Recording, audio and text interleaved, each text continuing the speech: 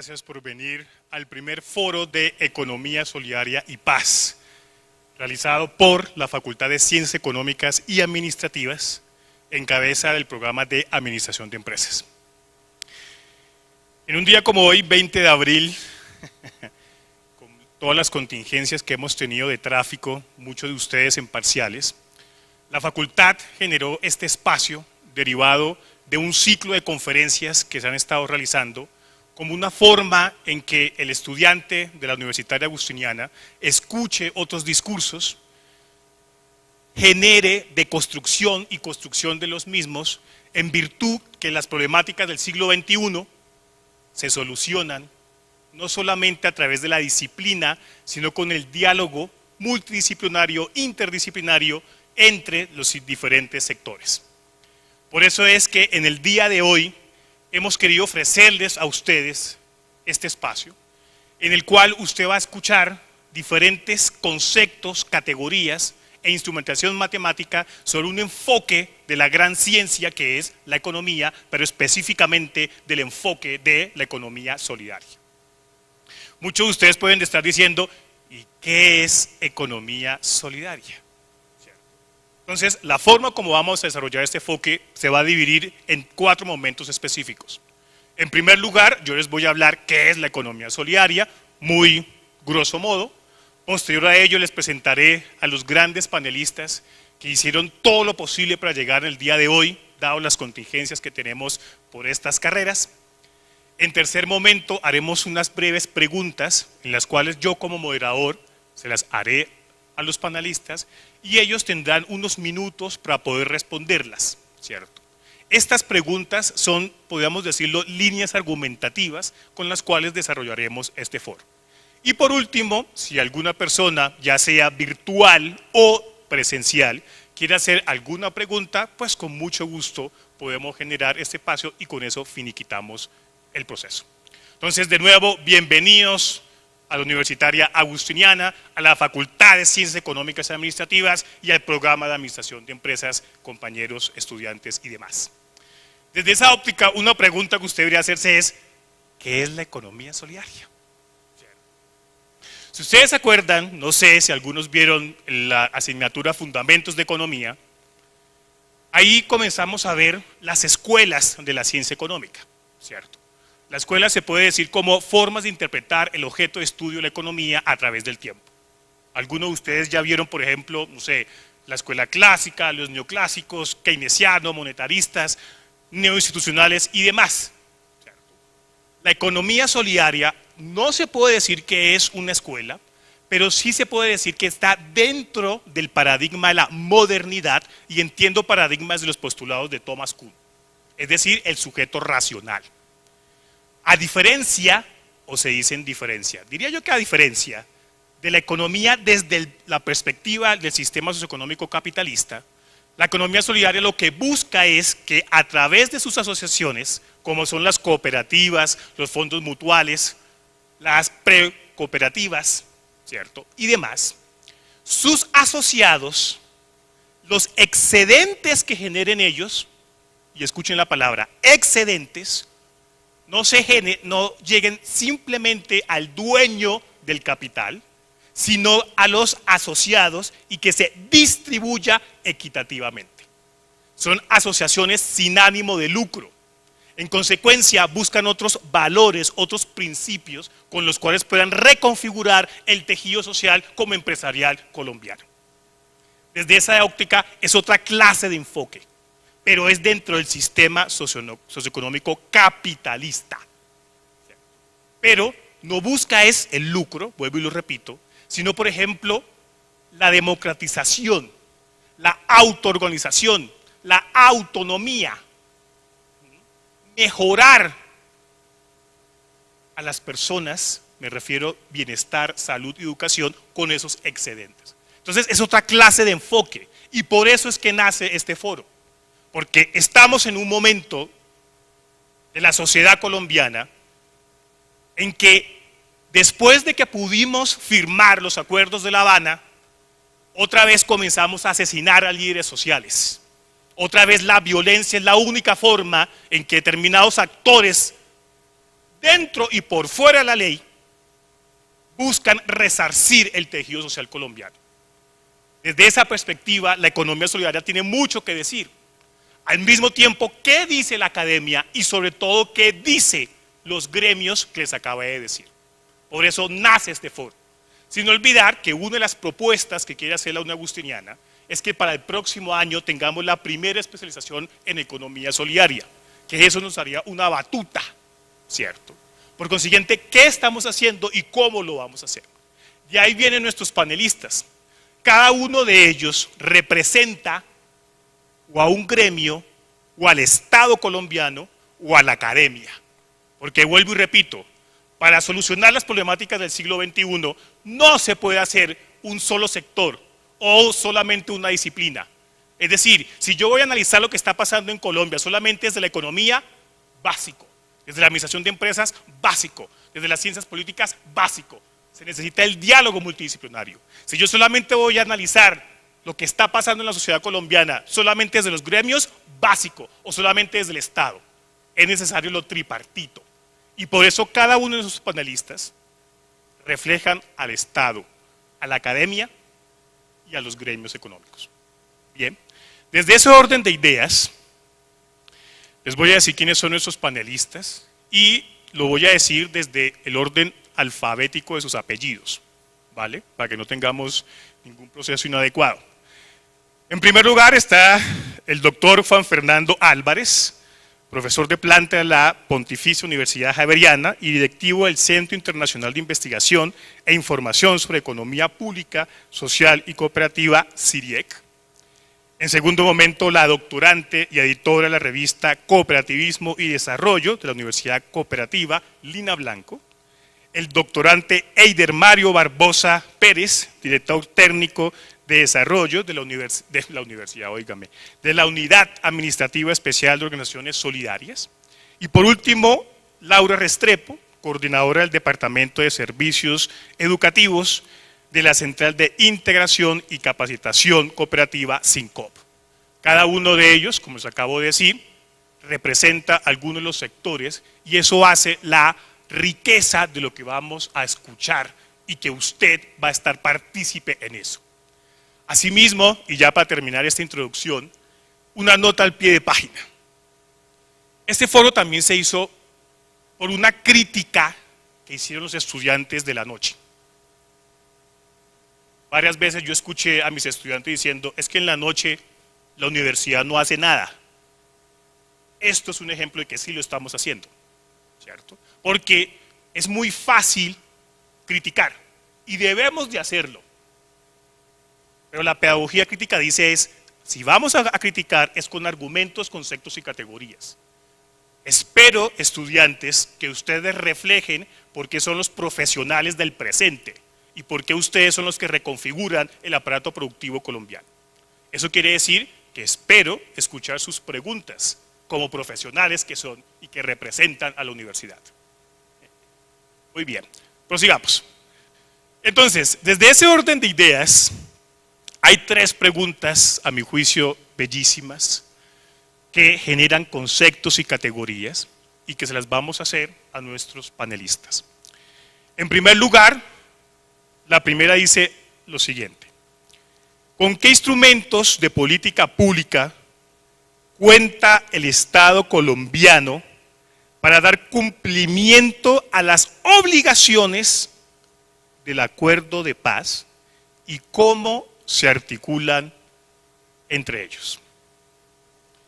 Yo sugeriría, señores panelistas, que tuviéramos en promedio 3-4 minutos, ¿cierto? Cada uno de ustedes, dado sus experticias y sus conocimientos, y desde ahí podríamos iniciar este proceso. Entonces, ¿quién quiere iniciar? Ustedes me dirán, o los cojo al rojo vivo, o si dicen, no, yo aquí comienzo, ¿cierto? Ustedes me dirán. No. Ustedes son los de mostrar.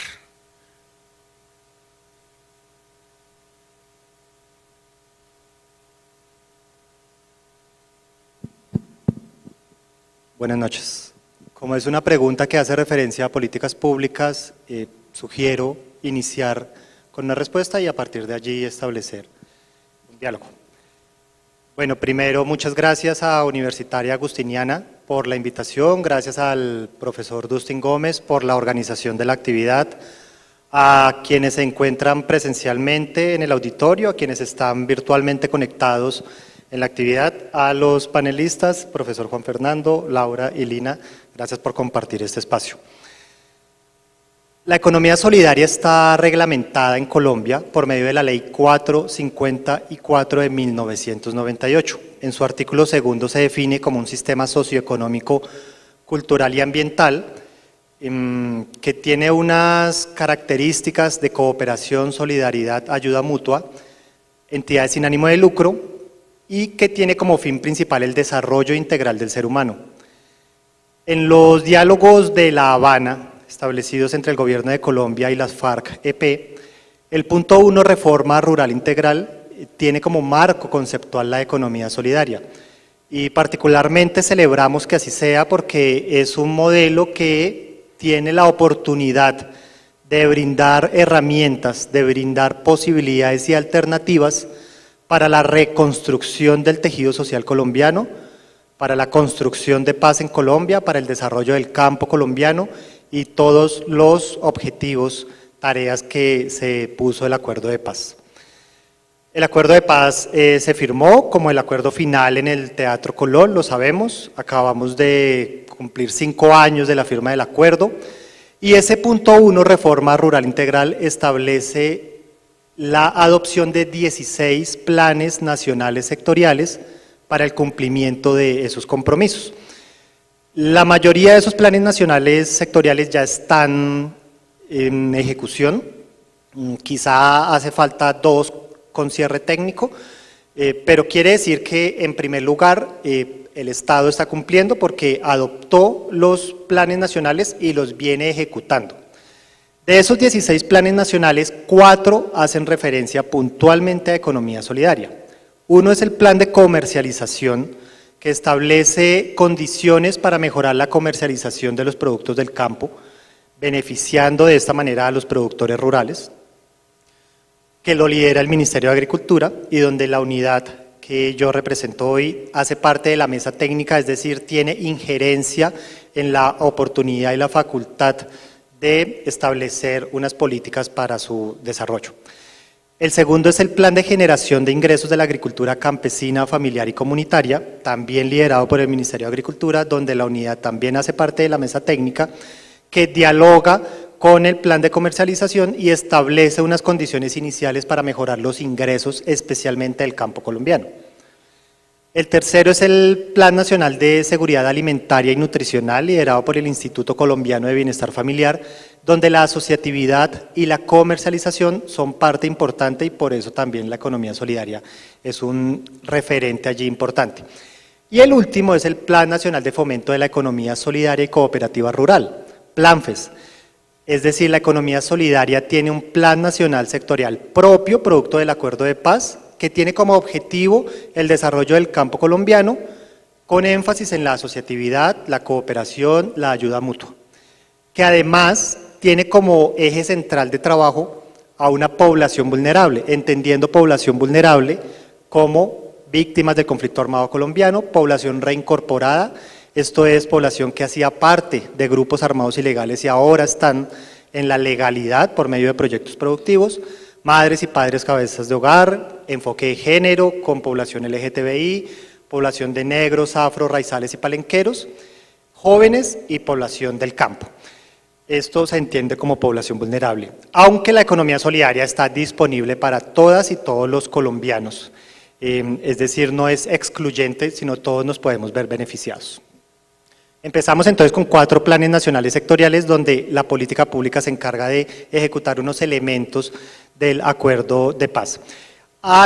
Se han expedido otros instrumentos de política pública como el COMPES 4051 de 2021, que es la política pública para el desarrollo de la economía solidaria en el país, que plantea unas acciones, un horizonte de tiempo al 2025, una inversión total de más de 74.000 millones de pesos, donde varias entidades públicas tienen acciones específicas, pero además venimos dialogando con otros actores, especialmente la academia, y no solamente en Colombia, sino a nivel internacional, para apoyar la ejecución de las acciones del COMPES, que dialoga con los planes nacionales sectoriales, y por eso es otro instrumento que el Estado colombiano tiene para el compromiso de los acuerdos de paz.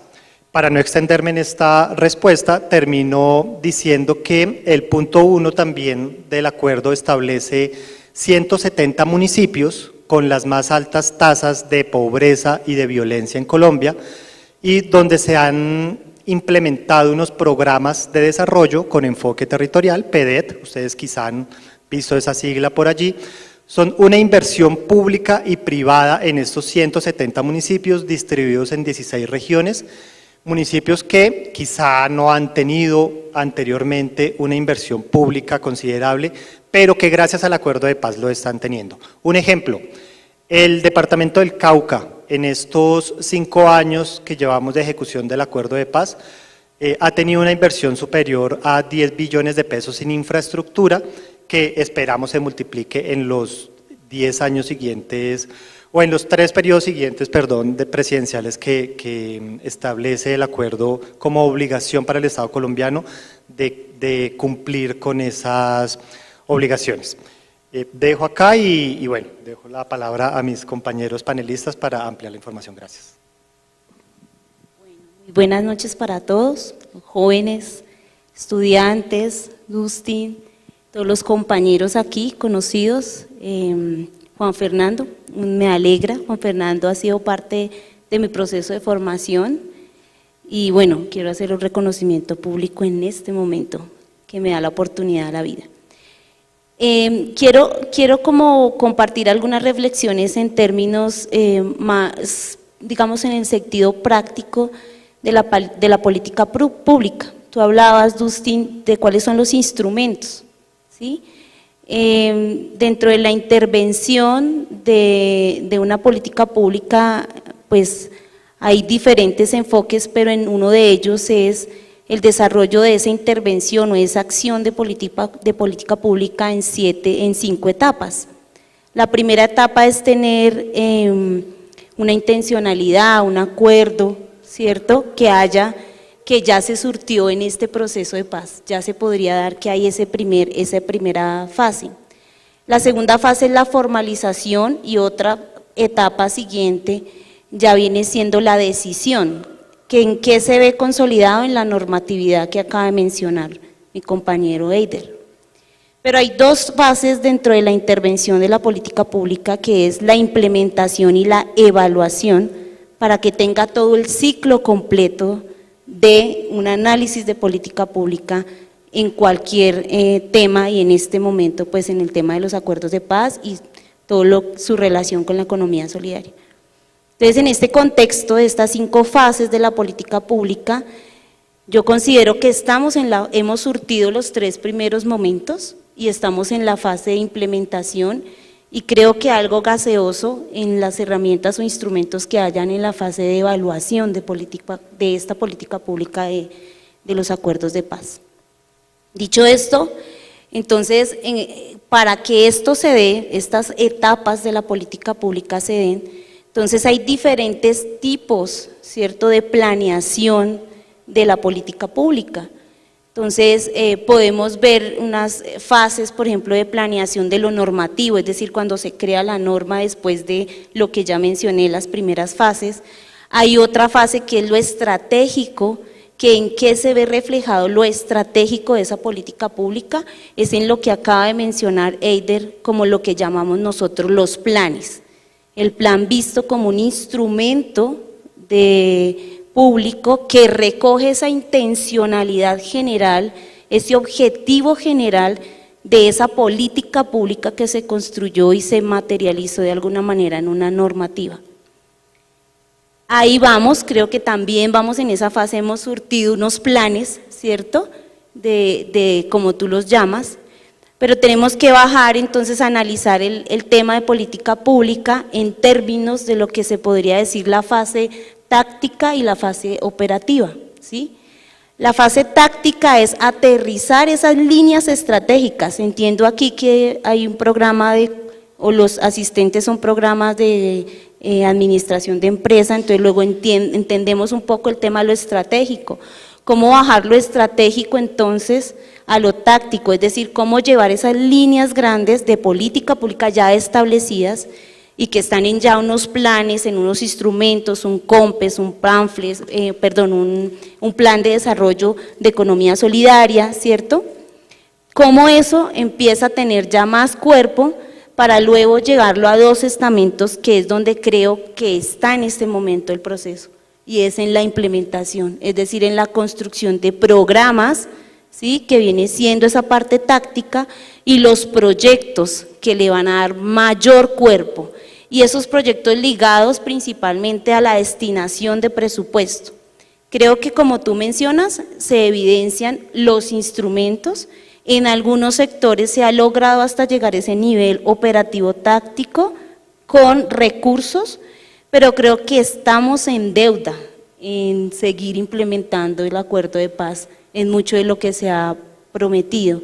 Y principalmente el llamado es a seguir buscando a través del control político, a través del control y el de ser autoconvocantes de las organizaciones del sector solidario, para que podamos darle cuerpo a esa fase de implementación, es decir, entrar a materializar lo que ya está construido en un plan y que debe aterrizarse en los territorios a través de proyectos concretos, programas concretos que respondan a esas intencionalidades que se han definido dentro de los acuerdos de paz. Entonces, en atención a la pregunta, instrumentos los hay. La política pública en Colombia ha tenido ya, digamos que un sistema de instrumentos. Ahora lo que tenemos que hacer es buscar que eso se implemente y buscar que realmente haya un ejercicio de autoevaluación, un ejercicio de evaluación de esa implementación de la política para poder hacer los correctivos o la profundización necesaria para poder ejecutar y llegar al objetivo macro de esa política pública que se estableció. Ese es mi aporte.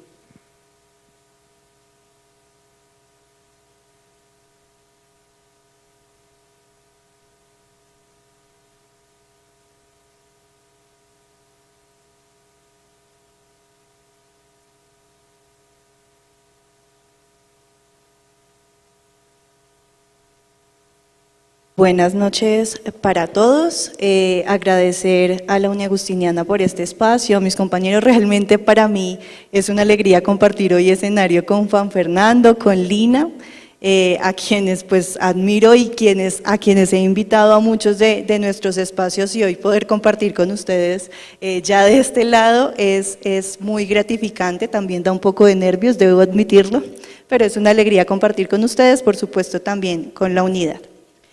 Bueno, frente a la pregunta que se nos plantea, estoy de acuerdo con Lina, hay muchos instrumentos, tenemos muchos documentos muy bonitos, hay que decir que están muy bien trabajados, pero que nos falta ese ejercicio de la implementación. Como lo indicaba Dustin en la presentación, mi nombre es Laura Restrepo y estoy acá en representación de la Central de Integración y Capacitación Cooperativa CINCOP. Entonces, estoy hablando un poco ya más desde la experiencia de las organizaciones como tal que se han creado a partir del acuerdo de paz. Y entonces quiero dividir mi respuesta en 2 momentos.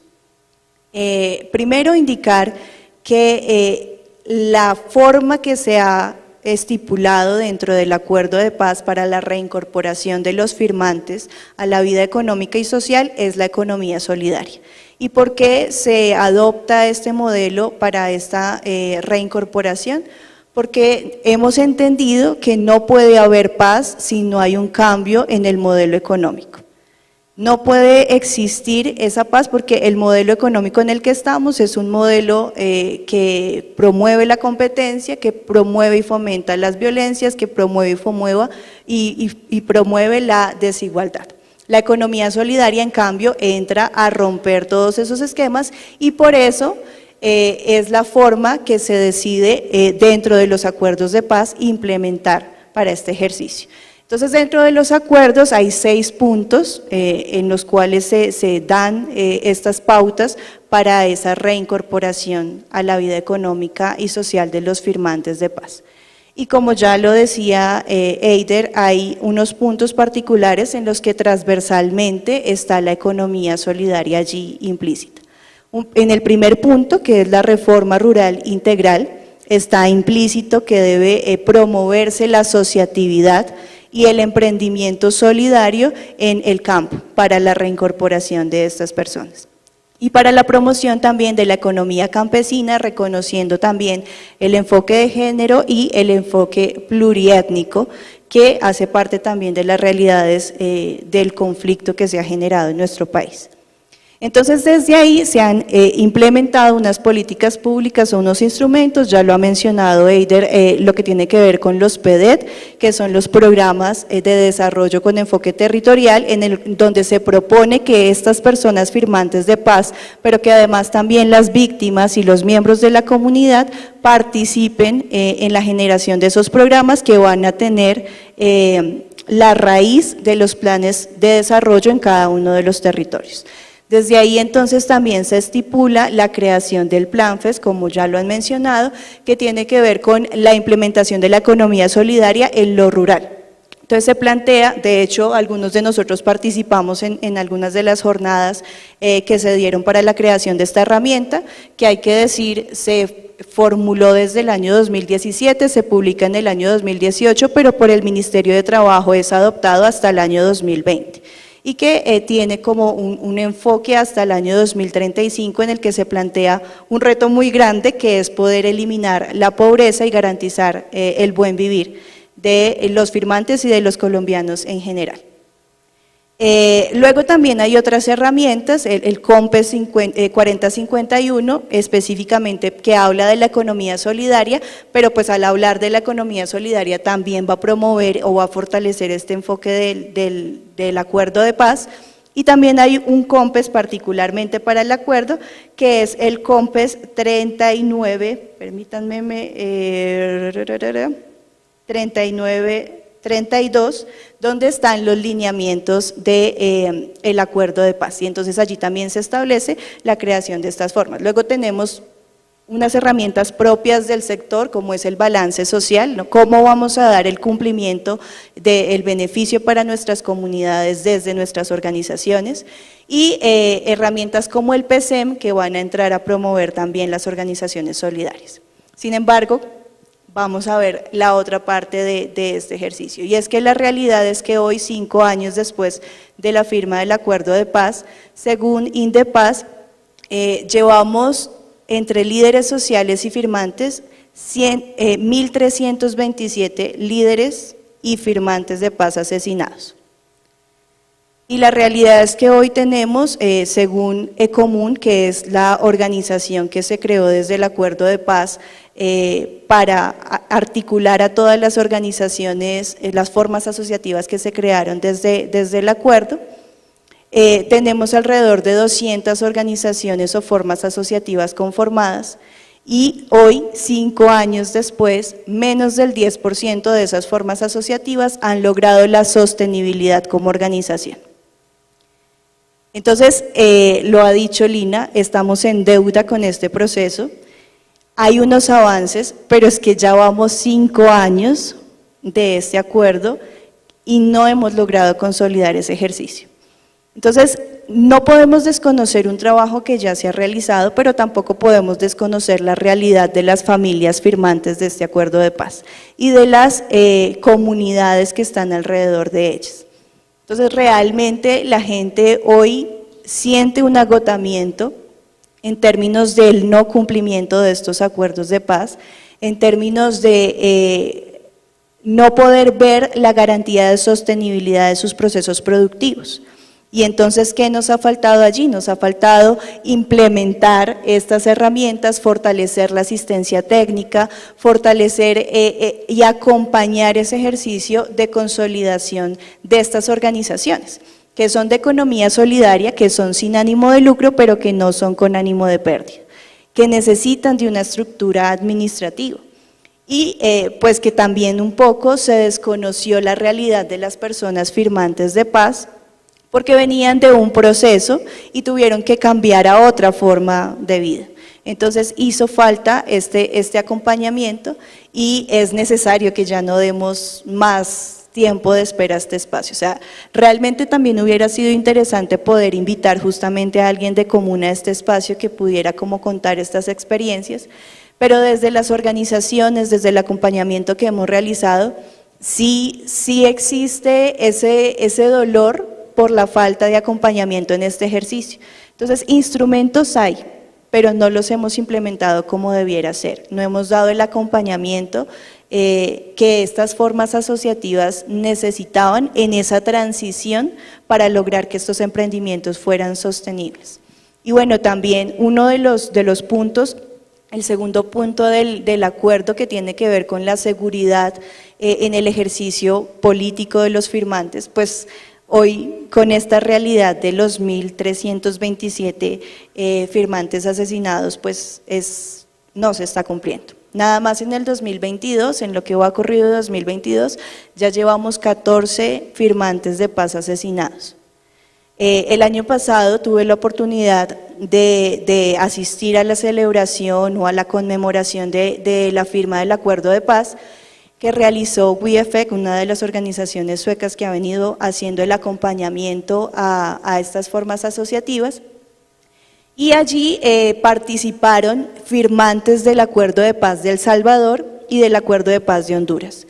Y uno de los firmantes de El Salvador decía, yo no puedo creer que hayan tantos firmantes asesinados. En Honduras y en El Salvador eso nunca pasó. Entonces eso permitió que se cumpliera con esas garantías del acuerdo. No hemos tenido esa realidad en Colombia. Y eso nos ha afectado. Otra cosa, con respecto, por ejemplo, al PlanFest, es un programa realmente muy bien estructurado y dentro de la reforma rural integral hay unos muy buenos planteamientos, pero no se le ha dado tierras a la gente y sin tierras pues no se ha podido trabajar, es decir, eso no se ha podido implementar como debiese ser. Entonces, son estos ejercicios los que, como lo dice Lina, es necesario pasar a esa fase de implementación y de evaluación, porque se nos sigue pasando el tiempo y de hecho, dentro de la ayuda o la renta básica, y ya voy cerrando para dar el espacio, se había acordado dar el 90% de un salario mínimo legal vigente y esa renta básica que se le daba a los firmantes, para quienes no tuvieran una vinculación laboral y para que pudieran tener esa transición estaba estipulada para 24 meses, es decir, 2 años.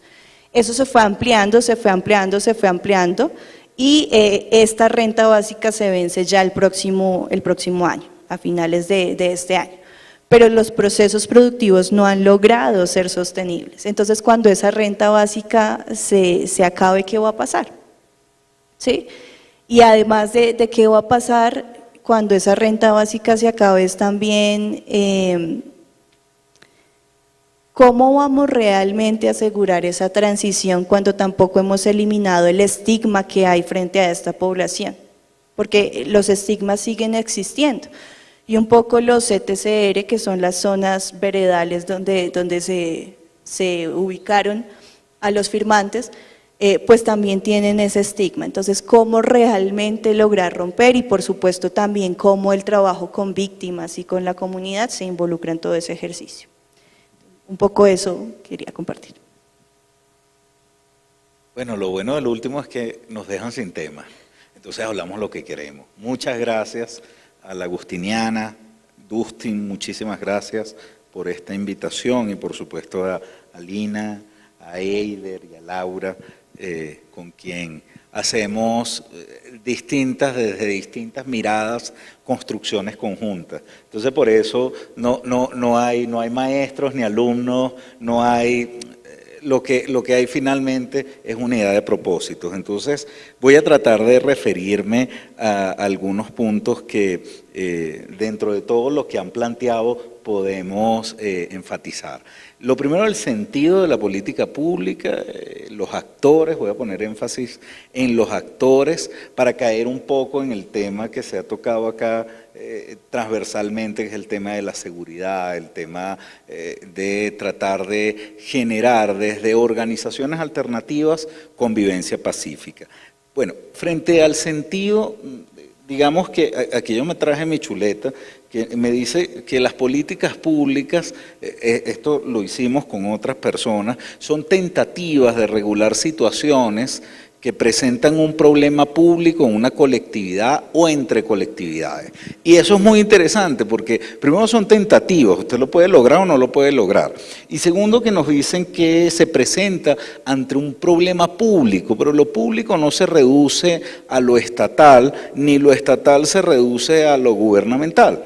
Entonces lo público puede ser estatal y no estatal. Eso es muy interesante y ya nos va hablando ahí de la capacidad de integración entre actores diferentes para tener una unidad de propósito. Es decir, no podemos pensar una política pública planteada desde el Estado. Ahora, es un actor sustantivo y que merece una atención capital, pero la misma atención también merecen las organizaciones, los gremios, la academia, y creo que en eso se ha trabajado de manera muy interesante y particularmente organizaciones solidarias, aunque entiendo que está dentro de una lógica que plantea que todo se puede resolver desde la ley, desde el presupuesto, desde el COMPES, y no siempre es así. Empezamos a encontrarnos por ahí restricciones. Entonces, bueno, eso es interesante. Son fundamentales para que una política pública funcione y para que esas herramientas, esos instrumentos de las políticas públicas se desarrollen, la participación activa de agentes diversos. Además, ojalá sean agentes que son contrarios entre sí. Es decir, que se pueda construir entre diferentes. Esa es la noción de una política pública. No es llamar a mis cuates, a mis panas, a mis parceros y armar una cosa y bueno, ya está, ¿no? Porque siempre va a quedar gente por fuera. Y por eso bien plantearon aquí el tema de la pluralidad, incluso de nosotros, los otros y nosotres y todo este tipo de cosas, ¿no? Entonces el sentido tiene que ver que las políticas públicas son amplias, son procesos que se co-construyen y que además incluye instituciones, organismos, leyes, presupuestos, mecanismos de formulación y mecanismos de evaluación, como nos planteaba Lina. Pero entonces siempre esto va hacia la pluralidad, ¿no? Y claro, hablando de pluralidad, entonces nos sintonizamos con esa introducción que planteaba Dustin. Uno estudia administración, uno estudia economía, creo que todavía pasa lo mismo. Yo como profesor todavía sigo viendo en mis colegas tremendas restricciones cuando están diciéndole a los estudiantes otro craso error conceptual, que la organización es igual a la firma, que es igual a la empresa, que es igual a la empresa capitalista. Y eso es un craso error. La organización es el paraguas y hay muchas formas de organizarse. Por ejemplo, hay organizaciones que no necesitan estructurarse como empresas para existir, pero son muy exitosas y tienen incidencia en políticas públicas. Movimiento LGBTI, yo me hablaba con mi peluquero que después se volvió peluquera y él me decía que él daba plata a un movimiento LGBTI en todo el mundo, que estaban trabajando por hacer que pudiesen estos colectivos acceder al matrimonio igualitario, a la adopción de hijos, etc. Más allá de estar o no de acuerdo con eso, lo interesante es que hay una movida global y se da en muchísimos países, pero ellos no tienen una empresa. Entonces pueden estructurarse como organizaciones los movimientos sin que sean necesariamente una empresa. El gran rollo que tenemos con el acuerdo de paz es que muchos de estos excombatientes no son empresarios, ni quieren serlo, ni saben serlo, ni el emprendimiento les cabe. En realidad son movimientos y defienden causas y tienen otra forma de vivir muy distinta a la que nosotros tenemos en la ciudad. Y bueno, entonces hay que pensar el tema más que como empresa, como organizaciones. Y sabemos que hay organizaciones públicas, hay organizaciones privadas, hay organizaciones, como dice Dustin, sin ánimo de lucro, otras que no tienen lucro, como la Fundación Pies Descalzos de Shakira, o el Club de Bebedores de Cerveza o de La Parrilla, del cual soy miembro honorario, etcétera, ¿no? Entonces hay muchas organizaciones que se pueden crear con distintos fines sin que sean empresas, pero también hay empresas, y hay empresas con lógica capitalista y empresas con otras lógicas. Entender esas otras lógicas es menester en un escenario donde hay desempleo, donde hay ingente pobreza, donde sigue persistiendo la violencia. Los mercados, y esto es un descubrimiento de hace mucho tiempo, que comenzaron a darse cuenta los economistas, que ese mercado, esa mano invisible que lo hacía todo funcionar, pues no era tan invisible y tenía detrás unos actores, y que además de esto se necesitaba crear mercados. O sea, no lo creó Dios al mercado, una persona, un grupo, un colectivo puede crear mercados. Entonces la pregunta era, desde las organizaciones, con unas lógicas distintas, ¿cómo hacer que tengan sus mercados? Los mercados no son capitalistas, los mercados no son públicos, los mercados son lo que las organizaciones hagan que sean, ¿cierto? Y pueden ser mercados solidarios, funcionan muy bien, mercados de comercio justo. Entonces la política pública entra ahí, digamos, de alguna manera interviene para tratar de generar una regulación que sea favorable para estos tipos que son raros dentro del contexto que conocemos, dentro del contexto urbano, dentro del contexto que nos han enseñado en las universidades. Y para eso estamos profesores medio locos, militantes como nosotros, que estamos tratando de pensar mecanismos para que estas cosas funcionen. Entonces, en la intervención hay algo fundamental, el fomento. El fomento es algo que en todos los países se da a estas expresiones alternativas de economía social, economía solidaria, economía de los comunes, buen vivir, tercer sector, non-profit sector, etcétera. Hay una cantidad de títulos, economía de Francisco incluso, hay una cantidad de intenciones, de tentativas, como las políticas públicas, de hacer economías distintas. Entonces, bueno, se fomentan estas particularidades y el fomento se da a través de la promoción y el fortalecimiento. La promoción es vamos a crear, vamos a hacer, vamos a formarnos, vamos a hacer red, y el fortalecimiento tiene que ver con mecanismos de mercado. Si usted se porta bien en el mercado y usted presenta, como bien lo decía Laura, un balance de lo social que no me presenta otra empresa, entonces yo debo darle un incentivo a usted. Yo no puedo tratar como iguales a organizaciones que se portan distintos. Entonces, debo darle un incentivo. Para eso está la política pública. Otra política pública fundamental, además del fomento, es la protección. Y en eso hacemos mucho énfasis. Y proteger es básicamente eso. O sea, salvaguardar las cosas que ya existen y que funcionen y ya está, y que se articulen. Buena parte de los problemas de garantías, de seguridad, esa demanda que nos hace Laura de protección tiene que ver justamente con la ausencia de una política pública de protección. Es decir, no pensamos que íbamos a matar a tanta gente como sociedad que había firmado el acuerdo. Y es un error de política pública, entonces hay que fortalecer los mecanismos internos de protección. Y otro es la supervisión y el control. Supervisión y control que se basan en la naturaleza de las organizaciones. Si la organización es capitalista, el supervisor lo que quiere es que cumpla su objeto social para que los mercados funcionen y todo vaya bien. Entonces, ¿cómo lo regulas? Bueno, simplemente voy a verificar a través de un balance financiero, a través de unas ratios, si este empresario es exitoso o no. El empresario capitalista tiene que ser exitoso para que la cosa funcione, ya está. Pero si su objetivo no es ese, el supervisor debe cambiar la forma como mira al objeto de supervisión. A unas madres comunitarias, a un banco comunal, a unas señoras que están haciendo deporte en el barrio, yo no las puedo calcular con un balance financiero, ni aplicándoles Basilea, ni NIF. Eso no aplica con ellas porque su objetivo es otro. Entonces, bueno, estos son elementos de políticas públicas que hay que pensar. Bueno, no, ya hablé como demasiado, muchas gracias. Esa es la ventaja del último.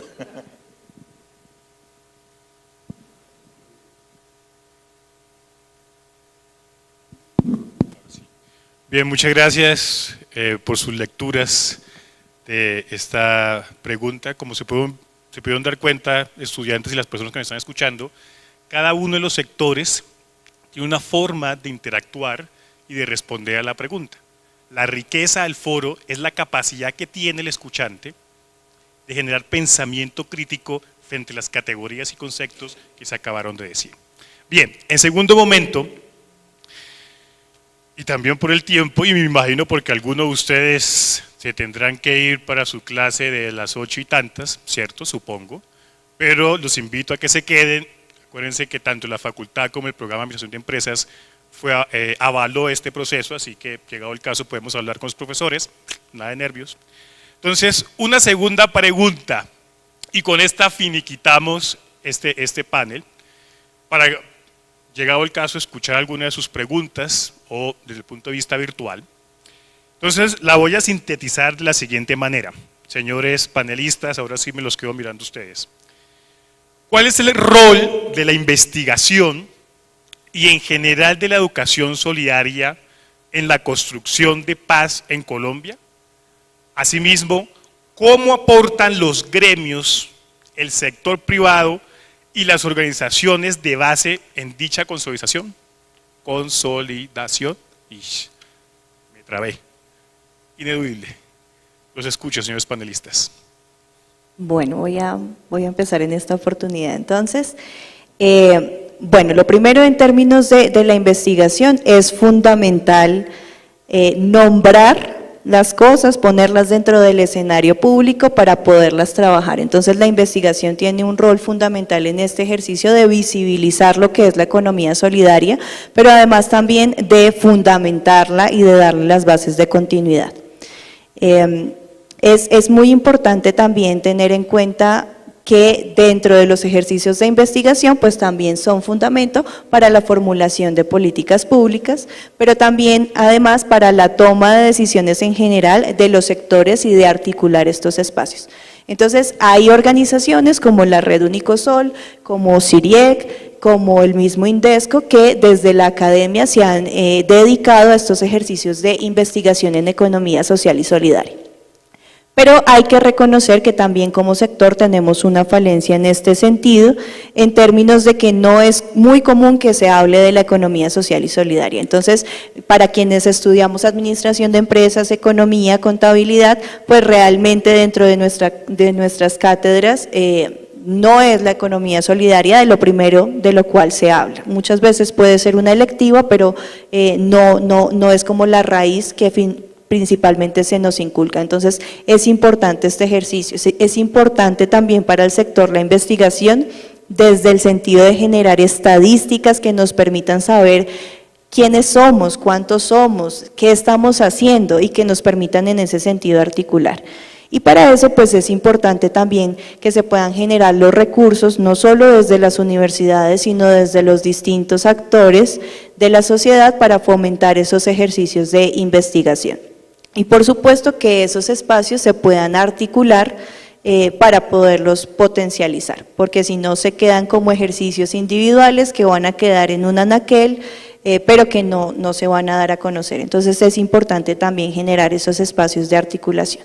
Para eso también estamos los gremios. ¿A qué se refiere Dustin cuando habla de los gremios y en nuestro caso como SINCOP, como una organización de representación gremial? Y es que nosotros somos organismos de segundo grado del sector solidario, es decir, agremiamos o reunimos, agrupamos a otras cooperativas, fondos de empleados, asociaciones mutuales, otras organizaciones del sector de la economía social y solidaria. Y dentro de este ejercicio, pues para el propósito de la construcción de paz, cumplimos un papel fundamental. Voy a mencionar en términos, como en dos momentos, en términos de la firma del acuerdo de paz, pero en términos de la construcción de paz en general también. Entonces, en términos de la firma del acuerdo, hay que decir que las organizaciones gremiales hemos venido implementando y fortaleciendo a las formas asociativas que se crearon desde el acuerdo, particularmente en el caso de SINCOP, nosotros asistimos a los campamentos de las FARC desde el año 2015 para empezar en este ejercicio de construcción de lo que fueran los proyectos productivos que se implementaron. Luego en el año 2016 participamos directamente como SINCOP en estos diálogos de paz en La Habana y a partir de ahí pues se dio como unas líneas generales y acompañamientos en lo que fue la construcción de ECOMUN. Luego pues ya entra la Unidad de Organizaciones Solidarias como ente estatal de fomento a hacer este ejercicio ya de trabajo con las organizaciones. Y creo que algo que mencionaba ahora Juan Fernando es real. Se crearon muchas formas asociativas, muchas, que lo que hizo en realidad fue como dispersar esos ejercicios y bueno, eso también nos pudo haber generado fallas en este momento. Pero dentro del acompañamiento a estas formas asociativas, desde SINCOP hemos generado un acompañamiento a 23 formas asociativas de las zonas de San José del Guaviare y del Meta, en todo lo que ha sido el proceso de asistencia técnica y de formación en economía solidaria. Hemos permitido también a través de distintos diplomados el acceso a la educación superior para estas personas firmantes de paz, particularmente a través de un convenio con la Universidad Santo Tomás en todo lo que tiene que ver con gestión de riesgos para estas organizaciones. Y se han generado pues otros escenarios también, ahora particularmente, también en trabajo con organizaciones no gubernamentales internacionales, pero también con organizaciones nacionales en estos acuerdos. Pero hay que decir también que hay otros actores que han intervenido en este espacio, como lo son la Asociación de Cooperativas y Empresas Solidarias del Huila, ASOCOP, que también ha venido realizando un acompañamiento a las formas asociativas del Huila y del Caquetá, a 20 formas asociativas que han permitido este fortalecimiento. Es también el caso de Confecop Antioquia, que ha realizado este acompañamiento en la zona de Antioquia y el Chocó. Entonces, se ha venido desde los gremios haciendo este acompañamiento de fortalecimiento en asistencia técnica, en educación, a las organizaciones que se han constituido, pero también hay que decir que han sido las mismas organizaciones solidarias de base las que han permitido también, por ejemplo, el acceso a créditos, el acceso a tener cuentas de ahorro. No es fácil, no fue fácil para ninguno de los firmantes, porque lo primero que, como lo decía también Juan Fernando, entran a medir a las organizaciones como si fueran cualquier otra organización del ámbito urbano. Entonces empiezan a pedirles unas cantidades de cosas en temas de riesgos de SARLAF. El SARLAF es la administración del riesgo de lavado de activos y financiación del terrorismo. Empiezan a hablar, pues estamos hablando de firmantes de paz, entonces obviamente muchos de ellos van a estar todavía en un proceso de transición en términos de legalidad, y frente a esto muchas veces en la banca tradicional les han cerrado la puerta en términos de acceso a financiación. Y ha sido el mismo sector de la economía solidaria quien les ha dado esa cabida a través de organizaciones como Confiar Cooperativa, como Utrahuilca, que han permitido esos accesos para las entidades. Y bueno, también se han venido realizando trabajos directamente con víctimas. Hay un proceso, por ejemplo, muy bonito de la Asociación de Mujeres Forjadoras de Paz, donde se reúnen mujeres que son firmantes del acuerdo, pero también mujeres que son víctimas y mujeres en general de las comunidades para generar procesos productivos que les permitan empleabilidad y sustento de vida. Entonces también desde ese ejercicio pues se ha realizado ese acompañamiento. Eso en términos de la firma del acuerdo de paz, pero en términos de la construcción de paz en general, vuelvo al primer planteamiento que hacía en la respuesta anterior, y es que no podemos tener una sociedad justa, equitativa, en paz, si no tenemos un cambio del modelo de la economía solidaria. Y para poder dar esa transición en el modelo de la economía solidaria, pues tenemos que hablar de investigación, tenemos que hablar de educación, tenemos que hablar de asistencia técnica. Entonces, la educación solidaria en este sentido es fundamental para esa construcción de paz. Primero tenemos que pensar en paz, primero tenemos que pensar en formas de relación económica equitativas, y eso es lo que nos permite la economía solidaria. Bueno, bien. Claro, uno se pregunta educar, investigar, ¿para qué, no? Hay muchas respuestas, voy a irme por una. Un poco para sustentar, para generar pensamiento, y tú citaste, si no me equivoco, a Thomas Kuhn, ¿puede ser? ¿Sí? Y entonces, claro, dentro de estos filósofos del pensamiento que trataban de generar ideas y luego a esas formas de pensar le dieron por nombre epistemología, pensaban cómo generar conocimiento, ¿cierto? Entonces, buscar los elementos y había distintas disputas entre los distintos pensadores, pero había uno de ellos muy interesante que decía, mira, todo lo que está a nuestro alrededor es fruto del pensamiento. Alguien lo pensó, alguien lo hizo. Las cosas buenas, el micrófono, los relojes y las cámaras, son frutos del pensamiento humano, son fruto del conocimiento, pero también son frutos del pensamiento económico, la economía, sea buena o mala, también es fruto del pensamiento, la desigualdad, la pobreza, la violencia, de manera que es necesario pensar bajo otra lógica, bajo otra racionalidad. Y si estamos hablando de organizaciones que piensan de manera distinta, ponen en el centro de sus preocupaciones, por ejemplo, a las personas y no a la plata, aunque por supuesto que las personas necesitarán plata, ponen en el centro de sus preocupaciones no contaminar o preservar el planeta, y por eso son veganos, claramente no lo soy, pero bueno, en todo caso hay mucha gente que está pensando cómo transformar su entorno. Y ese pensamiento es necesario educarnos e investigarnos para ello, para tener otra racionalidad. Esa otra racionalidad tiene que ver con hábitos y tiene que ver con rutinas. Y hay hábitos y rutinas de la economía solidaria. La investigación genera información, por supuesto, genera conocimiento, pero también hay algo interesantísimo que es en lo que trabaja Lina, genera procesos de certificación e indexación, porque pensamos que ¿para qué finalmente educarnos si ya yo estoy en la calle y ya yo lo sé? Pero probablemente en esa idea vamos a estar redescubriendo el mundo cada momentico.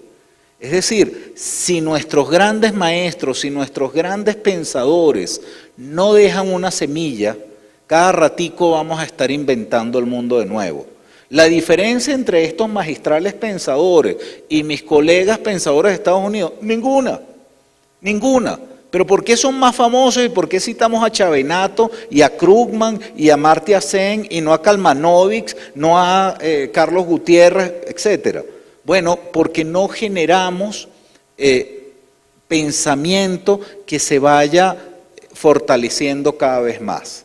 Solo una anécdota con esto de docencia, de educar y de investigar. Alguna vez en una de estas universidades gringas me encontré a un señor que yo admiro mucho que se ganó un premio Nobel. Él se llama Amartya Sen y estaba por allá en una biblioteca y yo tengo que sacar un libro de Amartya Sen, yo no sé, me lo voy a llevar o lo compro y hago que me estatúe su nombre y lo voy a mostrar a todo el mundo. Cuando yo intenté llegar a él, usted no puede pasar. Bueno, pero ¿por qué? No, él está ahí, él está pensando. Él habla con 7 profesores.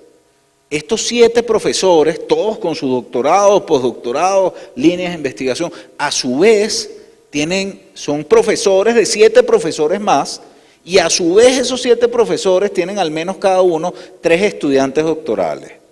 Cuando Amartya Sen dice, Sociedad y Economía. Tiene a cerca de 60 estudiantes doctorales trabajando para él. Claro, el conocimiento se va sumando y se va haciendo exponencial. En Colombia nosotros perdimos a Orlando Falsborda y en otros países saben más de investigación-acción que nosotros.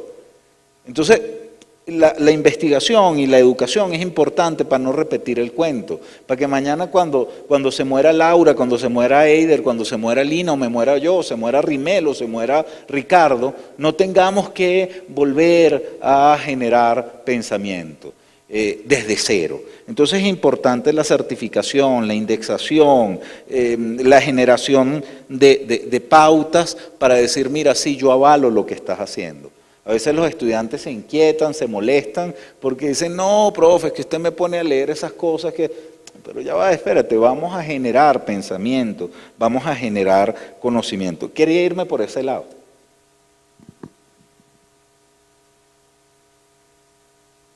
Bueno, tú mencionabas que cuál era el rol de la investigación y cuál es el aporte de los gremios, de las organizaciones de base, a la construcción de paz.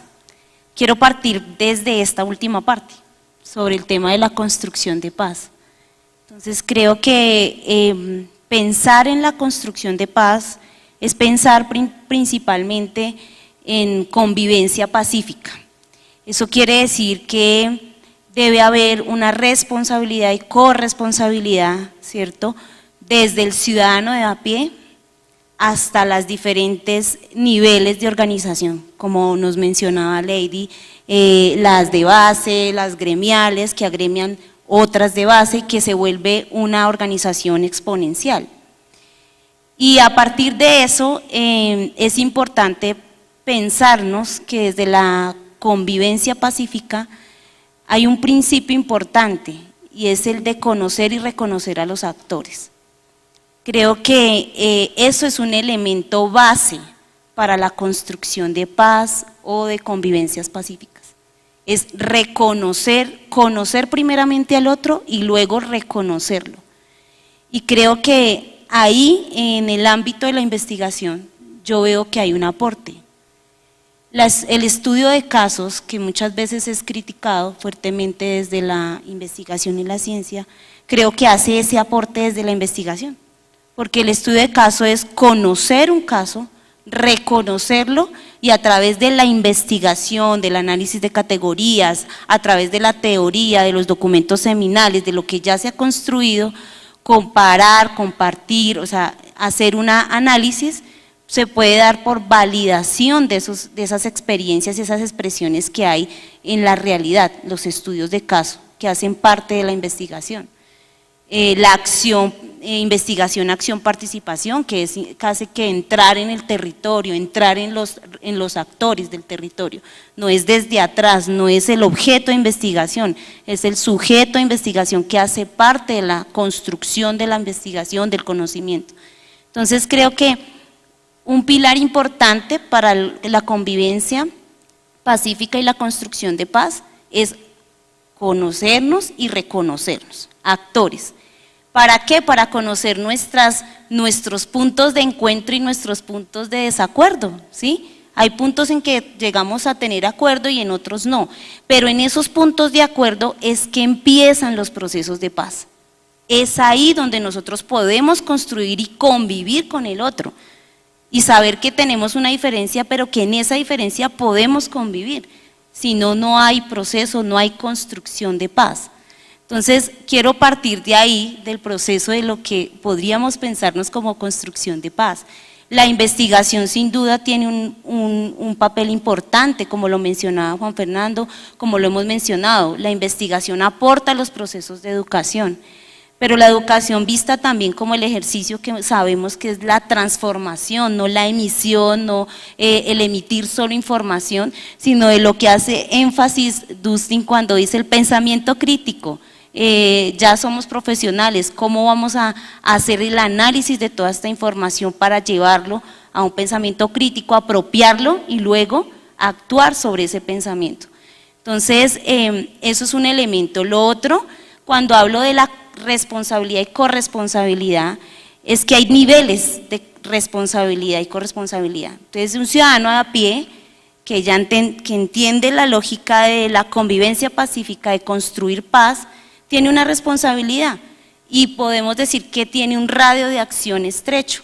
Mi responsabilidad con el otro, con el vecino, con mi familia, ese es su círculo y su radio de acción y tengo una responsabilidad frente a esa interacción social para la construcción de paz. O sea que todos somos llamados a construir paz, a construir convivencias pacíficas. Pero la responsabilidad cambia cuando hay diferentes niveles de organización. No es lo mismo la responsabilidad que tengo como ciudadana, ¿cierto?, a una responsabilidad de una cooperativa que agremia 2.000, 200, 100 personas, una asociación o una corporación. Su impacto y su radio de acción y su responsabilidad frente a la construcción de paz es diferente, porque yo tengo una influencia, una injerencia, un impacto frente a una masa social mayor que la que yo puedo hacer como ciudadano de a pie, y así sucesivamente los gremios. Entonces, aquí el ejercicio es que primero identifiquemos qué actor somos. Dos, es como actor que somos, ciudadano a pie, organización de gremio, organización de base, asociación grande o chica, ¿cierto? A partir de reconocernos cómo estamos, cuál es mi característica como actor dentro de la sociedad, cuál es mi impacto, qué tanto tengo yo en mi radio de acción para impactar, para asimismo ser coherente en mis acciones de responsabilidad para la construcción de paz. Es decir, es, si se quiere, directamente proporcional del nivel que tiene cada organización o cada ejercicio asociativo de la sociedad frente al impacto o a la responsabilidad que tiene en la construcción de paz. Responsabilidad directa, claro, en nuestro accionar, organización, personal, profesional.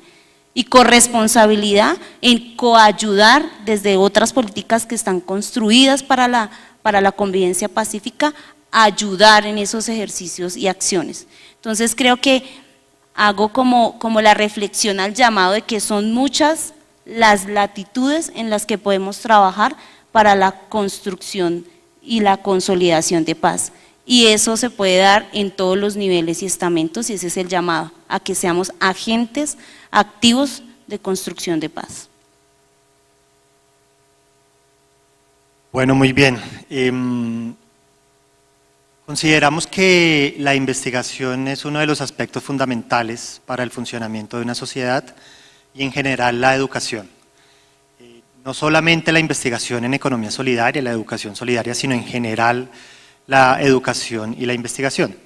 Pero particularmente la investigación en economía solidaria representa claramente una oportunidad para el desarrollo mismo de este modelo socioeconómico.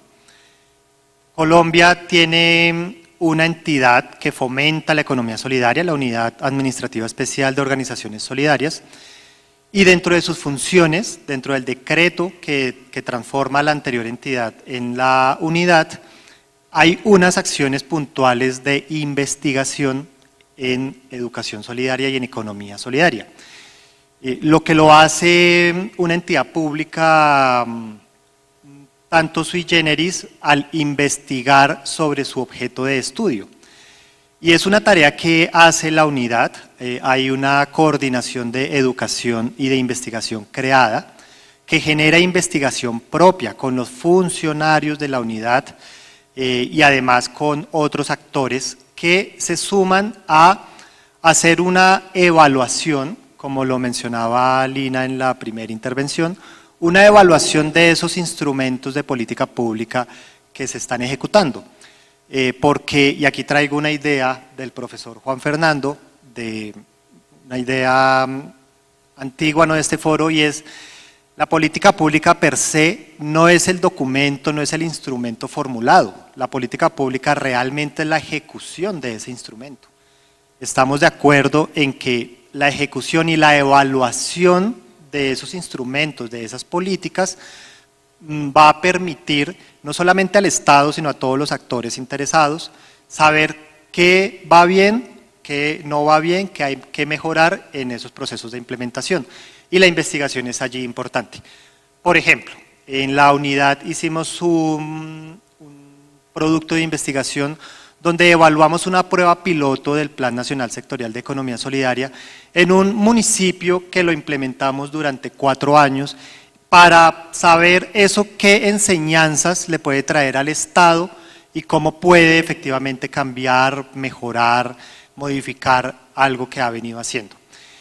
Y así se han venido generando otros productos de investigación que buscan un diálogo, que buscan una solución a una problemática identificada y claro, que sirva como referente para continuar pensando sobre ese objeto de estudio.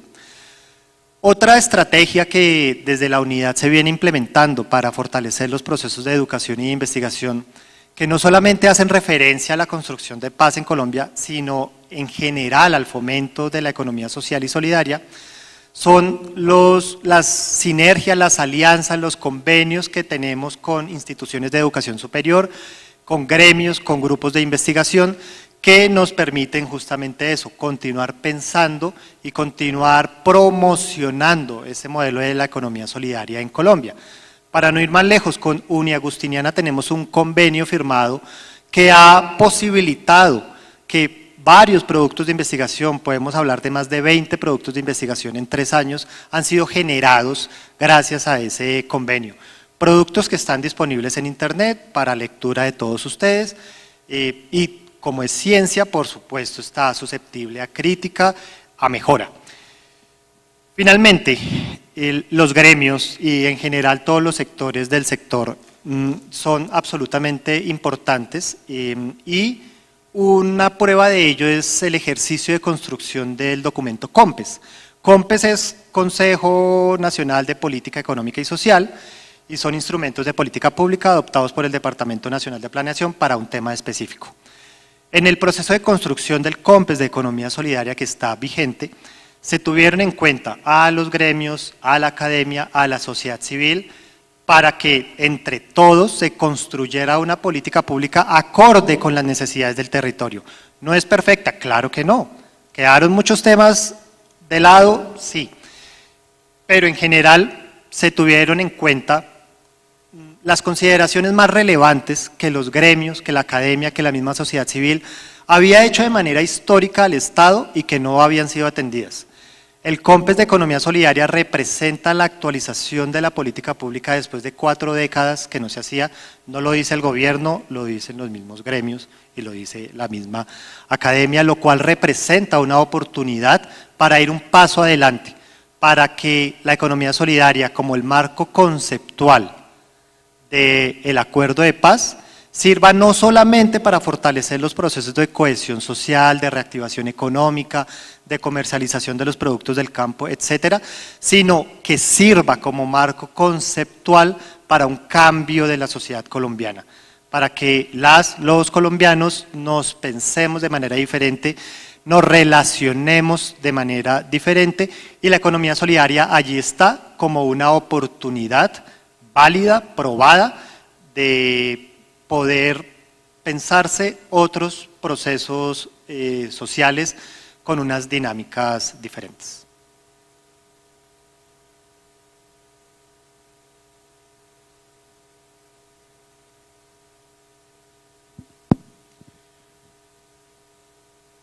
Estoy sin voz. Señores panelistas, muchas gracias. Voy a hacer una muy breve síntesis.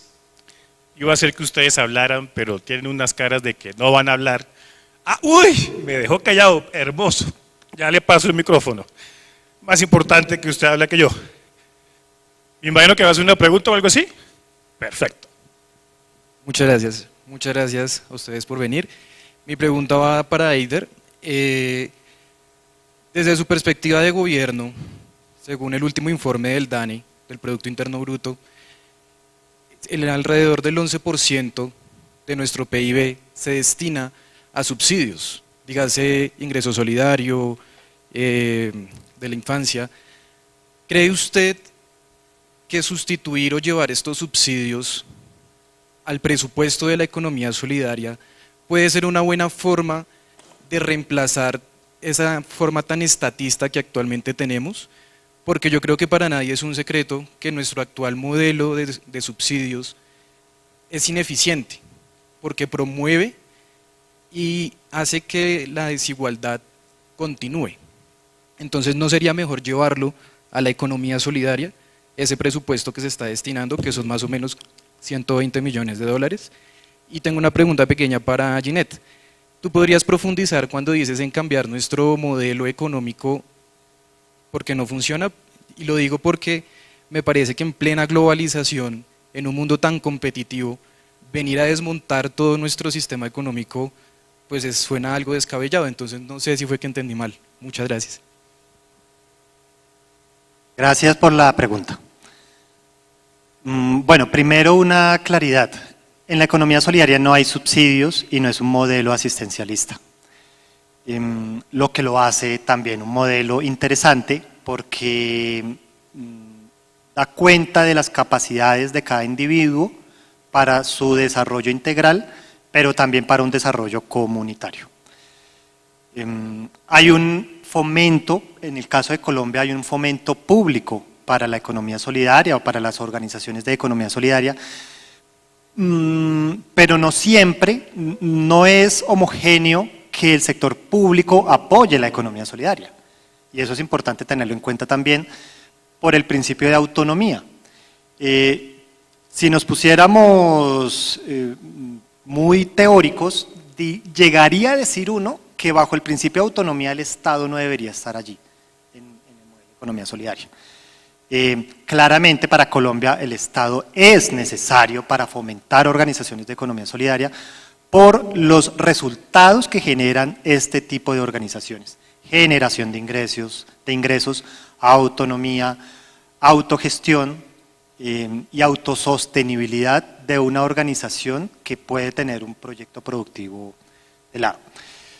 Ahora, ¿es necesario o son necesarios más recursos para el fomento y el fortalecimiento de la economía solidaria en Colombia? Sí, sin duda. Y casi que para cualquier programa público siempre el tema de los recursos va a ser una de las primeras limitantes. Claramente hay necesidades apremiantes, lo mencionaba Laura, hay un sinnúmero de organizaciones de reincorporados de los cuales la unidad puede atender pues un número reducido justamente por esas limitantes presupuestales. Por ello, por ejemplo, y para continuar hablando del COMPES, pues esa inversión de 74.000 millones busca, entre otras, también que no solamente la unidad, sino varias entidades públicas aporten a un fin determinado que es el fomento de la economía solidaria. En general, sí, son necesarios más recursos, se está trabajando en ello. Por ejemplo, yo puedo decir aquí a modo de chiva que con el Departamento Nacional de Planeación estamos trabajando en la elaboración de un proyecto tipo de economía solidaria para un desarrollo territorial en el que cada alcalde de los 1.102 municipios de Colombia o cada gobernador tenga la oportunidad de que con un proyecto tipo tenga una oportunidad de financiar, ya sea por recursos de regalías o APGN, un proyecto productivo asociativo en un territorio determinado. Ello porque también hay otro hecho, hay una realidad, y es que se pierden recursos de regalías por proyectos formulados no con el tecnicismo necesario o requerido. Se pretende solucionar eso con lo que se está trabajando en este momento.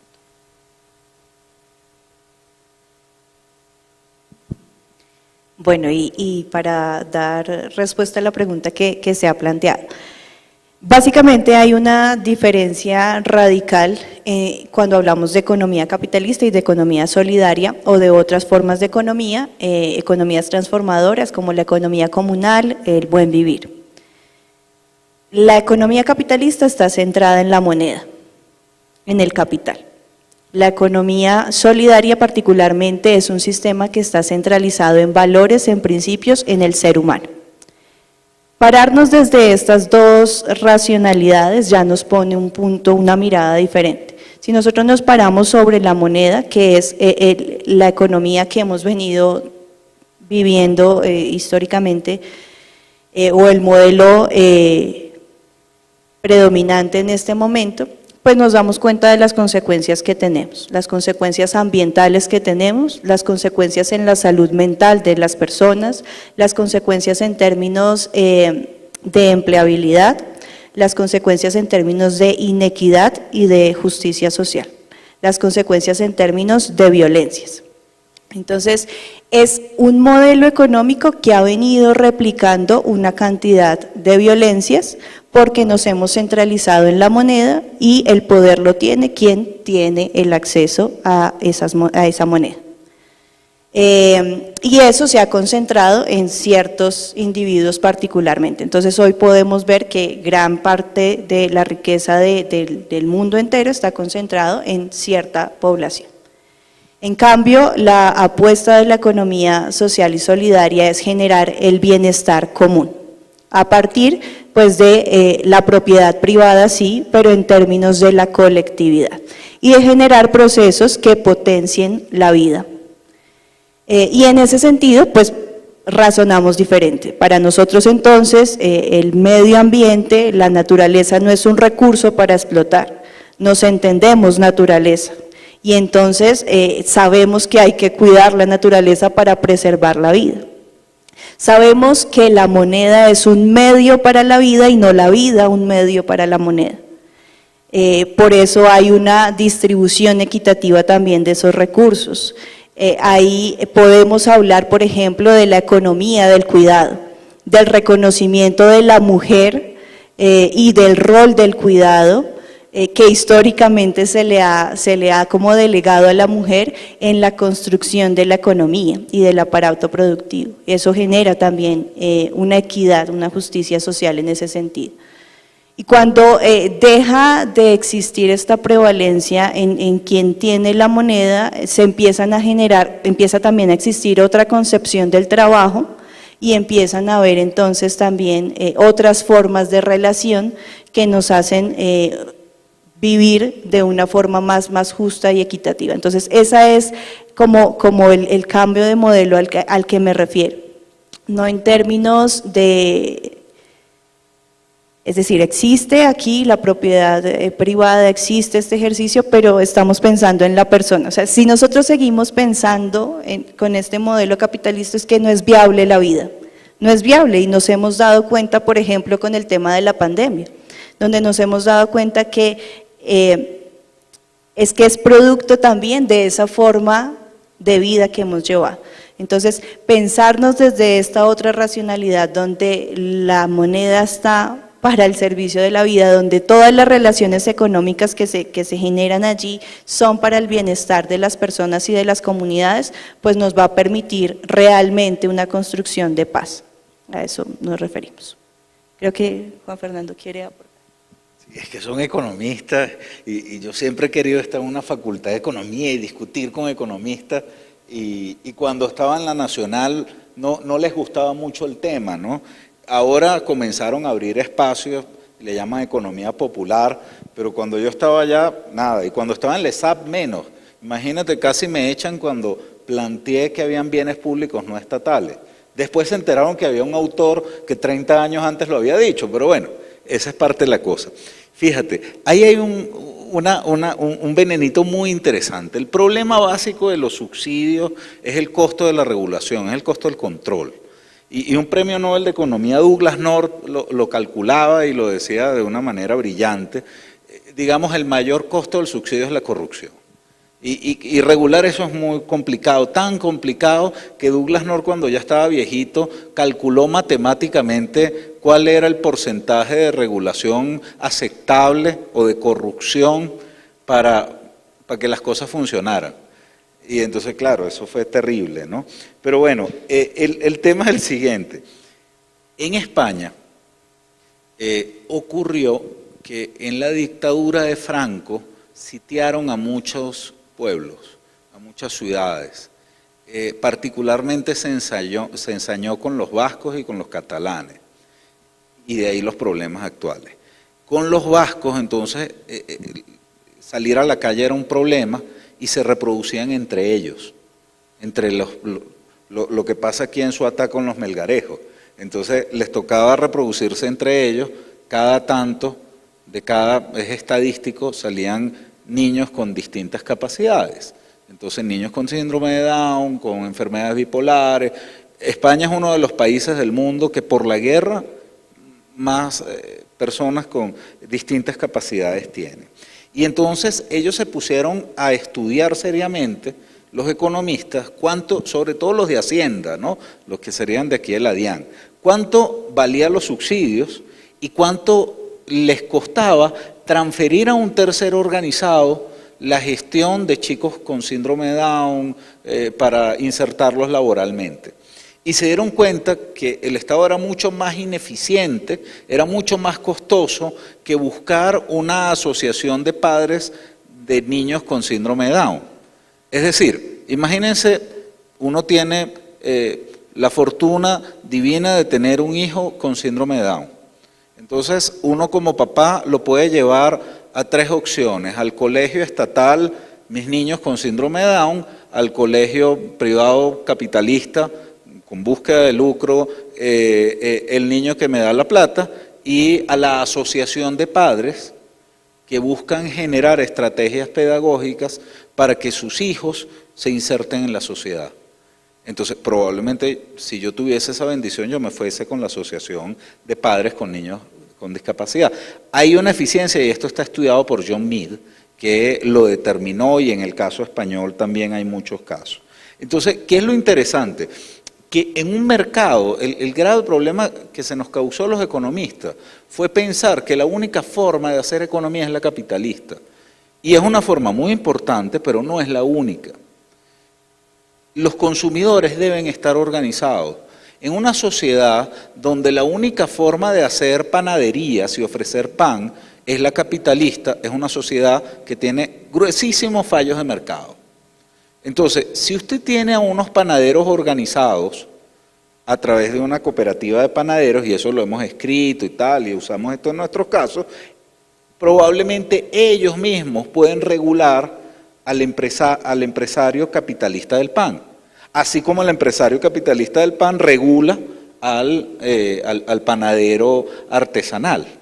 Pero si además de esto tienes a los consumidores de pan organizados, vas a generar un proceso de regulación mucho más eficiente. Es decir, entender esto que desde el principio hablamos de la pluralidad, de somos y somes, etcétera, da cuenta de que también en los mercados necesitamos entender que todas las figuras organizacionales son válidas, absolutamente válidas.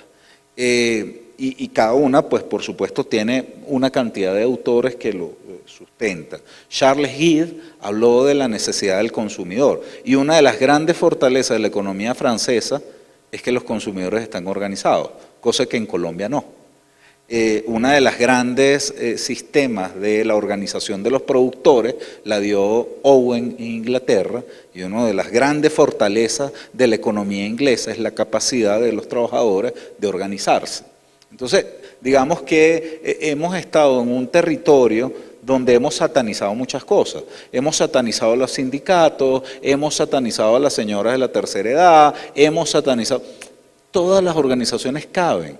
Ahora, tampoco se trata de irse para el otro lado, como pasó en la República Cooperativa de Guyana, que es un absoluto caos, y que crearon una república ficticia y que, bueno, fue un caos. Eso terminó en el mayor suicidio que existe. Esos siempre son los casos negativos del cooperativismo. O como en el caso de mi país, que yo incluso estuve metido mi país de nacimiento en la conformación del Ministerio de Economía Social. Y fuimos absolutamente inocentes al no pensar que eso se iba a instrumentalizar para otra cosa. Bueno, finalmente se instrumentalizó la figura como Argentina Empleo, como pasó en Ecuador, como pasó en Brasil. Entonces, esto no tiene derechas, no tiene izquierdas. En realidad, y creo que Eider en eso fue muy interesante porque dijo, mira, estas organizaciones son autónomas y lo más que podemos hacer desde el Estado es generar, digamos, las bases para que funcionen solas.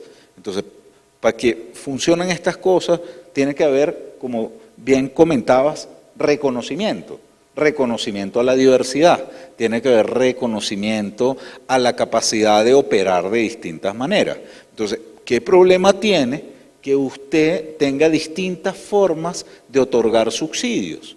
Hay unos subsidios que otorga bien el Estado y lo hace bien, entre otras cosas, pero no todos. Hay otros en los que sí figuran estas formas solidarias y hay otras en las que figuran las empresas capitalistas que son mucho mejores y más eficientes que nosotros y que el Estado mismo. Entonces, tener esa capacidad en la mente es interesantísimo. Aquí en la pandemia, y lo documentamos en la alcaldía, algunos de los subsidios se dieron para comprar en Jumbo. ¿Por qué me estás contando? Rompiste todas las cadenas. Claro, pero como hay... también habían otros que fomentaban mercados campesinos y tal. Es decir, la capacidad que tenemos que tener como estudiantes, como investigadores, como profesores, como militantes civiles, es saber cuándo transferir la prestación de un bien o servicio a la mejor organización posible. Y no tener en la cabeza que la mejor organización posible es el Estado, o que la mejor organización posible es la cooperativa, o que la mejor organización posible es la empresa capitalista. Cualquiera.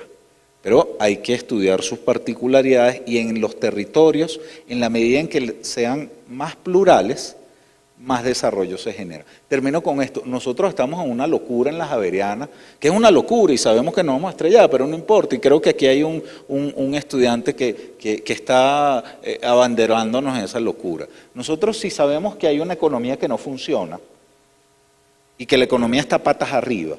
Es decir, se premia al que más mal se porta, se premia al corrupto, se premia al que contamina, se premia.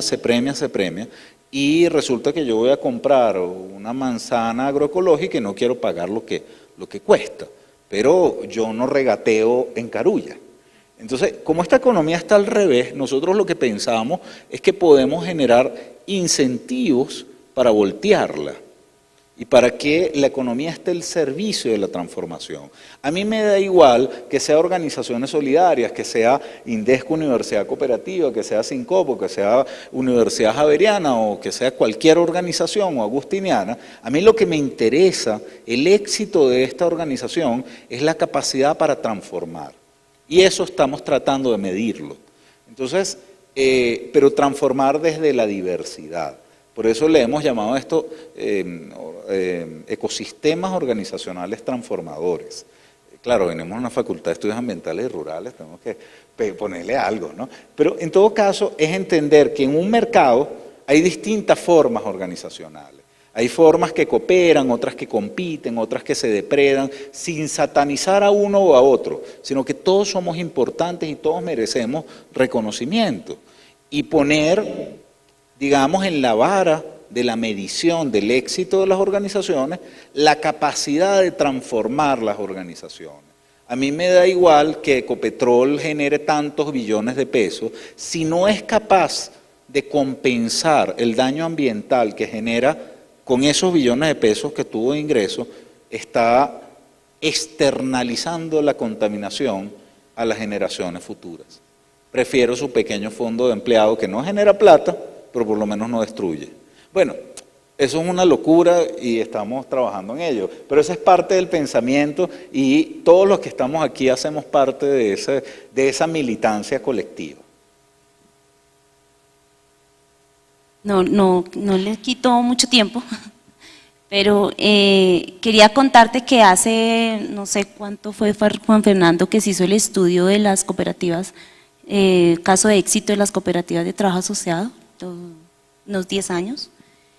Digamos que uno de los resultados de ese estudio y trataba de identificar cómo surgían las organizaciones, las cooperativas de trabajo asociado. Y uno de los elementos era si surgían autónomamente o con el apoyo del Estado. Incluso también conocí, caso de Venezuela, que muchas organizaciones por fomento de política pública, de instituciones públicas, hubo un crecimiento desmedido de la creación de organizaciones cooperativas. ¿Qué sucedió a la vuelta de muchos años de un análisis en que se verificaba la sostenibilidad de estas cooperativas? Quedaban las que salían autónomamente, o sea, las que eran incentivadas por un capital semilla o por un indicador público que era crear 100 cooperativas a la meta de yo no sé qué tiempo, ¿sí?, que es por política pública fomento, hay cierta presión, o porque hay capital de medio, entonces reunámonos para adquirir ese beneficio, ¿sí? Entonces, hay que ver con lupa ese ejercicio porque las organizaciones solidarias, que nosotros llamamos en Colombia economía solidaria, pero que ahora se está hablando otras alternativas, economías transformadoras, que ya es como una sombrilla mayor de un montón de denominaciones, que realmente lo que buscan es una mirada diferente al predominante modelo económico, que se ha evidenciado, y no lo decimos solo nosotros, los mismos sistemas, digamos, mundiales han dicho críticas al sistema de capital en términos de todo lo que mencionaba nuestra compañera Laura, ¿sí?, del medio ambiente, la responsabilidad, el trabajo decente, ¿sí?, cuáles son las organizaciones que responden a todos estos criterios. ¿Qué hacemos nosotros? Revisar otras formas de ver la organización, otras formas diferentes en las que ponen en el centro el desarrollo humano del ser. ¿Sí? No es solamente el capital, la acumulación de riqueza, sino buscar distribuir la riqueza, es buscar riqueza para la distribución y el beneficio de los que están, el colectivo y el territorio. Esa es la lógica que cambia. Entonces, incluso aún creo que existe, eso no está acabado, debates en si nosotros somos un complemento del capital, si somos el polo opuesto y los enemigos, o sea, mucho hay todavía por construcción, eso no es un punto acabado, pero lo que sí es que es otra forma. Y estos escenarios que hacemos nosotros en las diferentes universidades es brindarle a los nuevos profesionales otra visión. O sea, hay un abanico de opciones en las que ustedes se pueden ir, pero esta es una opción de ese abanico y que consideramos es la más equilibrada, la que se acerca a un desarrollo integral, digamos, en nuestros territorios y como nosotros como personas. Entonces, creo que traté de resumir las dos preguntas, espero haberte aportado. Ok.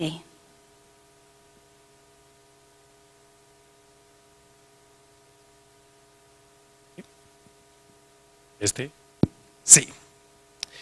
Bien, para finiquitar. Síntesis. Los veo cansados, compañeros. No parecen de la nocturna. Allá veo corazoncitos. No.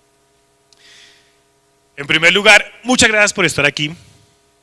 Bacanéis, que se hayan, disculpen el lenguaje coloquial, aguantado todo esto. Se supone que vamos a durar 1 hora, pero miren, nuestros queridos panelistas hablaron, se emocionaron, debatieron, criticaron. No había tantos estudiantes con el celular ahí molestando, eso me parece lindísimo.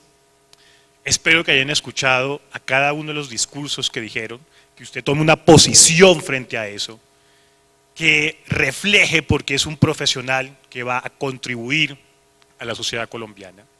Y lo que podemos ver es que la construcción de la paz en Colombia necesita de ustedes y de cada uno de los sectores que han hablado el día de hoy. La paz no la vamos a lograr simplemente porque se firmó, no. No es en 4, en 5, en 10, puede ser que ustedes se mueran, lo más posible es que yo sí, y todavía nos estemos dando coloquialmente plomo entre pobres. Sin embargo, necesitamos de la diversidad, de promover la vida, que es algo hermosísimo, y la violencia no contribuye con eso. Una de las formas en que podemos resarcir el tejido social y empresarial es por medio de la investigación, de la educación, de entender al otro, de escuchar al otro, que es tan complicado. Porque uno cree que sabe, y se los digo de frente, ni usted, ni yo, ni los panelistas, nos falta mucho para decir que sabemos. Colombia necesita gente, necesita profesionales, porque lo que hay aquí en Colombia, si uno comienza a ver, es una cantidad de gente con certificados, pero no necesariamente transforman lo que necesitamos. Usted es el presente estudiante. La juventud tiene en este momento la facultad de decidir algo que estoy casi seguro que nosotros 5 y la profesora Zulma, complicado. Usted tiene la posibilidad de conciencia ambiental, porque no hay que negarlo. La forma como transformamos, administramos y distribuimos la producción de bienes y servicios no es la mejor. La forma como una minoría se queda con los ingresos no es la mejor. Sin embargo, ¿cuáles son las soluciones? Una de ellas puede ser la economía solidaria. No es una verdad, no es una panacea. Hay diferentes formas de entender el objeto de estudio de la economía, como muy bien lo dijeron los panelistas. Lastimosamente, las universidades tendemos a replicar el mismo discurso neoliberal. Y lo miramos en microeconomía, macroeconomía, el mismo discurso, sujeto racional, optimizador, maximizador, y lo que me importa es yo ganar, ganar y el resto no. Necesitamos del otro. Cooperar está dentro de nuestros genes. Tampoco quiero idealizar, no, ahorita todos nos cogemos de la mano, somos solidarios. No, yo no estoy diciendo eso. Lo que estoy diciendo es que hay que construir sociedad. Hay que replantear lo que estamos haciendo y una forma en que contribuye la Universitaria Agustiniana es trayendo personas que saben muchísimo más que su profesor y que usted puede escuchar, degustar y llegado el caso decir, ve, eso sirve para algo. O también está en todo su derecho de decir, qué perdedera de tiempo. O mejor, uy, yo no quería esa clase con el profesor Dustin o con la profesora Zulma, esto me salvió al peluche, ¿cierto? En términos coloquiales, ¿listo? Entonces, compañeros, muchas gracias, por favor, denle un gran aplauso a nuestros panelistas. Señores panelistas, qué gustazo que hayan venido aquí a la Uni Agustiniana. Ahora dicen ustedes un aplauso porque se aguantaron 2 horas acá. Y no lo olviden que esto fue gracias a la Facultad de Ciencias Económicas y Administrativas, al Programa de Administración de Empresas, a la Pontificia Universidad Javeriana, a la Unidad Administrativa Especial de Organizaciones Solidarias, a la Universidad Cooperativa, a SINCOP y a ustedes, que para eso servimos los profesores como mediadores y guardianes del conocimiento. Muchas gracias y nos veremos en otra oportunidad.